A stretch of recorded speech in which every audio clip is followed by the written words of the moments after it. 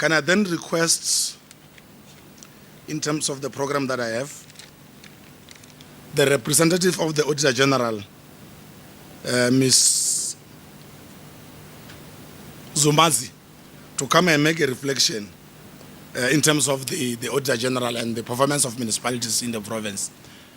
Acting Premier and MEC of Education, MEC Coxter, SALGA NEC member, Chairperson and Deputy Chairperson of SALGA in the province, Chairperson of SALGA in Mpumalanga, the PEC of SALGA in the province, the Chairperson of SALGA in the province, the Deputy Speaker of the Provincial Legislature, Executive Mayors, Speakers, Chief Whips, and Councillors present, the PEO of SALGA in the province, MMs and CFOs, ladies and gentlemen, good morning. I'm going to take you through the slides that we've prepared for you. We're covering the audit outcomes and also from the previous financial year, and also the challenges that we're facing in the current financial year, and those things that we're seeing as danger signs going forward. Let me start by just taking you through our reputation promise, which is that as the Office of the Auditor-General, we exist to strengthen our country's democracy by enabling oversight, accountability, and governance in the public sector through auditing, thereby building public confidence. As all of you are aware, we have 3 areas that we report on when we do our audits, which is the fair presentation of the financial statements, looking at the reporting regulations, the compliance thereof, and the supporting information that we have for the financial statements. And the second area, we have the performance information, where we report on the reliability and usefulness of the information, and the last area being the compliance to the financial and performance management regulations. Let me just remind you the different audit opinions that we issue. A clean audit, when we say an audit is clean, it's where the financial statements are free from material misstatements, and the performance information is reliable and useful, and also there is compliance with those related regulations. And the financial statements may be unqualified with findings, meaning that the financial statements don't have material misstatements. There could be errors in the areas of the performance information. And the financial statements might be unqualified because we allowed adjustments during the process of the audit. And there could be also non-compliance to the regulations. With the qualified audit opinion, it's the same as the unqualified. The difference here is that there are problems with the financial statements. That's the only additional challenge that we'll have reported on. The last 2 opinions is the adverse, where the entity would not have been able to provide sufficient supporting documentation, and with a disclaimer, the auditee will not have been able to supply any information at all, where we have limitation of scopes as we're doing the audit. The framework that we audit within will be the MFMA, which gives you the mandate and the responsibilities of the accounting officer around the preparation of the financial statements. And then it gives us the responsibility as the AG to conduct the audit and report on those financial statements as prepared by the accounting officers. And as we go on with the legislative mandates, in terms of our act, which is the Public Audit Act, it requires us to prepare the audit reports at various auditees that we audit, and then we need to report. Our opinion should reflect the 3 areas that I've indicated earlier, to say we report on the financial statements, performance information, and compliance. The outcomes for the MFMA for 2013-14, we did not have a chance to share with you the overall picture of this financial year. So I just thought we need to give just a snapshot of what happened in the last financial year. There was an improvement. In the previous year, 2012-13, there was only one auditee that got unqualified audit with findings. We did not have any clean audit, which is the unqualified without findings. And 46% of the auditees in the 2013-14 financial year were able to improve their opinions and got the unqualified audit opinions with findings. And 33% qualified with findings, which is a reduction from 60% in the previous year. And we consider this an improvement. And the reason for this improvement, if you can see on the next block, it shows you the different assurance levels. And there was an improvement in the level of assurance from the mayors, the senior managers, and the municipal managers in different auditees. And that's why we've been able to see this improvement.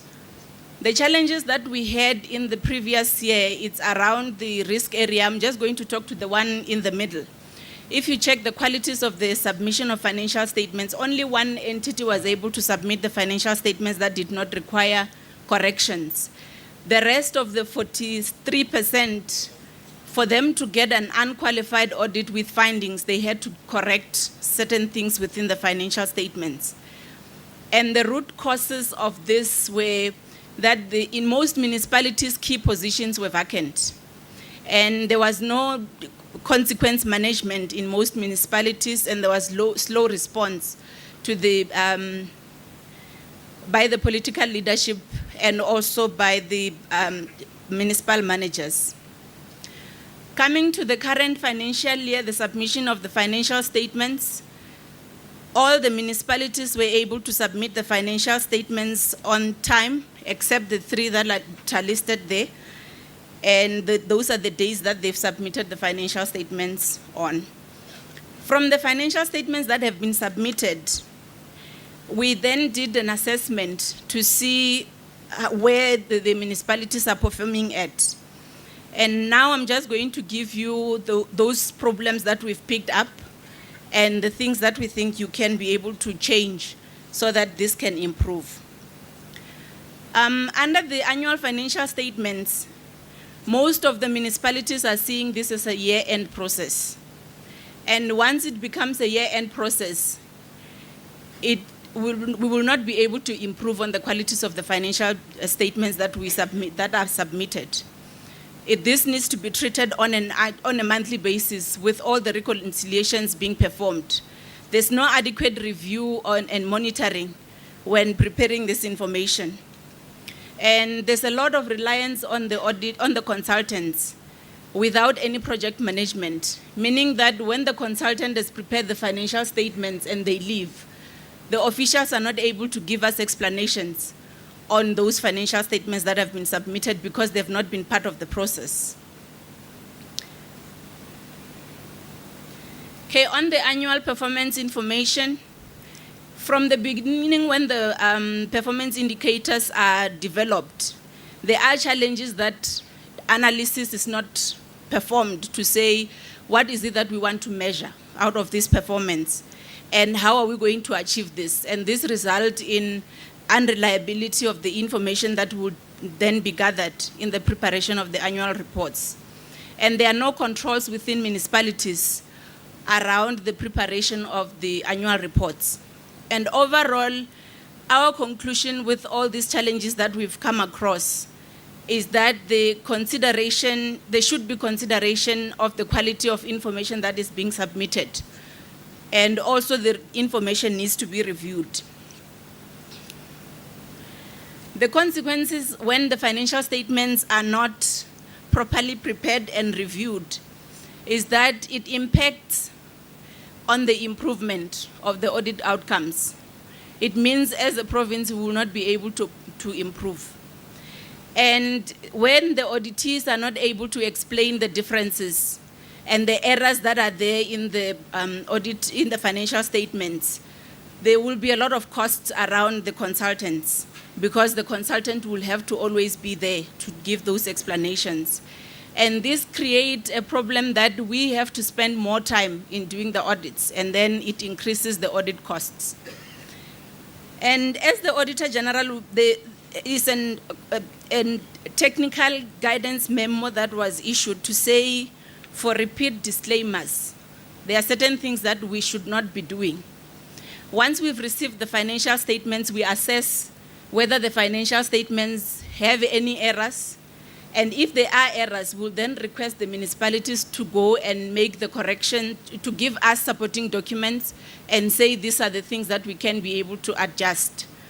And based on those responses, then we'll decide whether we are going to go ahead with the audit or we're going to stop the audit process there and then issue the report from that process. But where the municipalities are able to substantiate and be able to say these are the things that we can be able to correct, then we'll continue with the audit and see the outcomes together with the other municipalities. For the submitted financial statements, what we request from the municipalities is that please communicate with us all the known errors. Because if we spend a lot of time going through the financial statements when you know that there are errors, we spend more time doing the analysis, which we could have avoided when you have told us that there are challenges with those municipalities. And that in that process, then we will reduce the audit fees. Okay, and then the audit issues need to be treated with agency.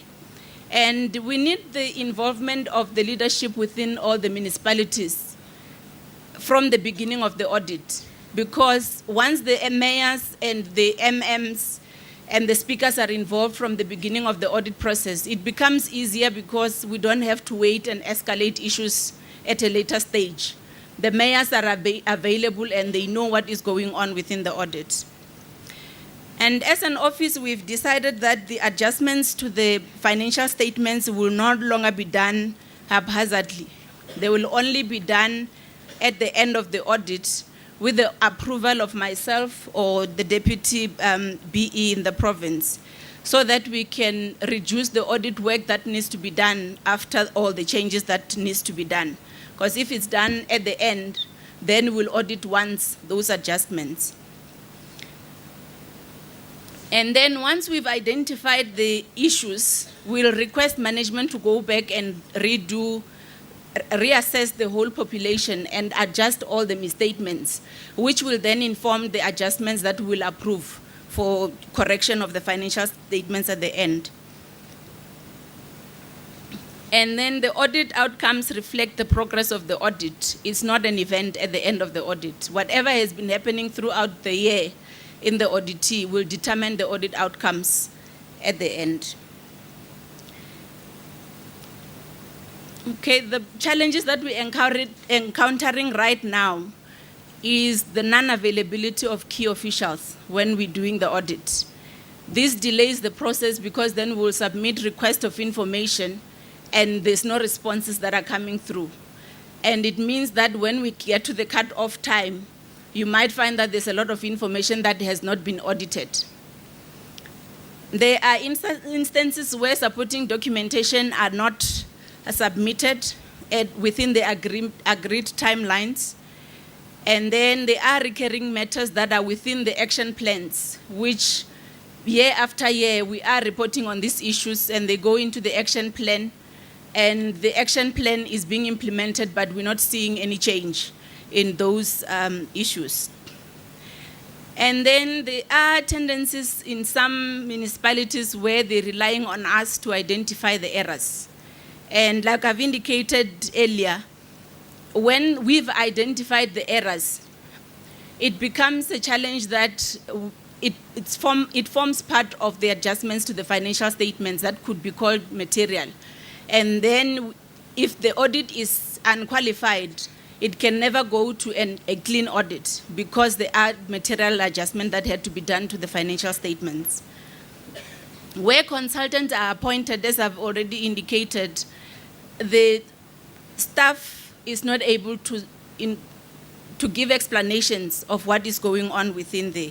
And the quality of the AOPO information, which is the performance information, is not up to scratch, because most of the municipalities are concentrating only on the financial statements and not consider much the performance information. The non-compliance to MFMA and other regulation, here we have challenges a lot within the compliance with the SCM prescripts and also the changes to the financial statements. And we are seeing that there is no agency in filling the vacancies within the municipalities, and that has an impact on the way the municipality will then perform.